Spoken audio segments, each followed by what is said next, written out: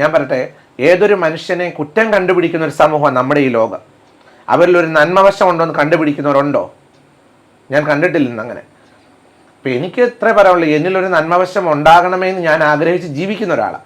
പിന്നെ മറ്റൊരാളെ വേദനിപ്പിക്കാതെ ഈ ലോകത്തിൽ. ഞാനിപ്പോൾ ഈ പറഞ്ഞതിൽ രേണുസുതിയെ ഒരിക്കലും മുറിവേൽപ്പിക്കാൻ വേണ്ടി ഞാൻ പറഞ്ഞതായിട്ട് ചിന്തിക്കരുത്.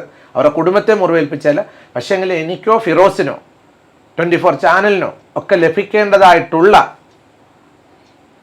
ഒരു കരുതൽ ഒരു വാക്കുകൊണ്ട് ഞങ്ങളെ പിച്ച് ചിന്തിയ സന്ദർഭങ്ങളുണ്ട്. 24 ചാനലിനെ പിച്ച് ചിന്തിയ ദിവസങ്ങളുണ്ടായിരുന്നു. ഇതൊക്കെ ഞാൻ തുറന്നു പറയുകയാണ്. ഫിറോസിനെ പിച്ച് ചിന്തി, ബിഷപ്പ് നോബിൾ ഫിലിപ്പിനെ പിച്ച് ചിന്തി. ഈ സമയത്ത് ഇവർ കൊടുക്കേണ്ട ഒരു ഉത്തരം ഈ നിമിഷം വരെ അവർ കൊടുത്തിരുന്നില്ല എന്നുള്ള സത്യസന്ധമായ കാര്യമാണ്. പക്ഷേ അതിനെ ഓർത്ത് ഞാൻ സങ്കടപ്പെടുന്നില്ല. ഇനി അതുകൊണ്ട് ഇങ്ങനെ ഫെയിമിൽ നിൽക്കുന്ന, ലൈം ലൈറ്റിൽ നിൽക്കുന്ന ഒരു വ്യക്തിക്ക് ഈ ഒരു സഹോദരിയുടെ ഒരു റീസൺ കാരണം, ഇവർ നിമിത്തം അത് തന്നെയാണ്. അങ്ങനെ തന്നെ ഒരിക്കലും ഇനിയും ഇങ്ങനെയുള്ള അവശത അനുഭവിക്കുന്ന കലാകാരന്മാർക്കോ അങ്ങനെയുള്ളവർക്കോ എന്നെപ്പോലുള്ള ബലഹീനരായിട്ടുള്ളവരിൽ നിന്നൊരു സഹായം എത്താൻ ഇവർ നിമിത്തം തന്നെ കഴിഞ്ഞില്ല എന്ന് ഞാൻ പറയും. അത് അവരോട് പിണങ്ങിയിട്ടല്ല, എനിക്ക് പിണക്കമില്ല ആരോടും. പക്ഷെ എന്നിൽ കൊണ്ടായ എക്സ്പീരിയൻസ് അല്ല. ഞങ്ങൾക്ക് കുറച്ച് പേർക്കില്ല. ഞാൻ പറഞ്ഞല്ലോ, എണ്ണ വിട്ടുപോലെ 24 ചാനലിനുണ്ടായിട്ടുണ്ട്, ഈ ഷാജൻ സ്കറിയയുടെ ഗ്രൂപ്പിനുണ്ടായിട്ടുണ്ട്. ഇപ്പോൾ ആ മതിലിടിഞ്ഞ് വീഴാൻ പോകുന്ന വീഡിയോ നാളെ വരും.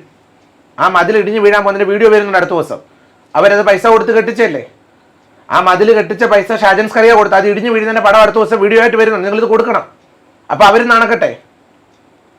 ഷാജൻ സ്കറിയ എന്ന് പറയുന്ന മറുനാടൻ മലയാളി, അവരിതിൻ്റെ പിൻപിൽ നിന്നു. 24 channel, R Sreekandan Nair sir, അവർ നാണക്കെട്ടു, ഞാൻ നാണക്കെട്ടു, ഫിറോസ് നാണക്കെട്ടു.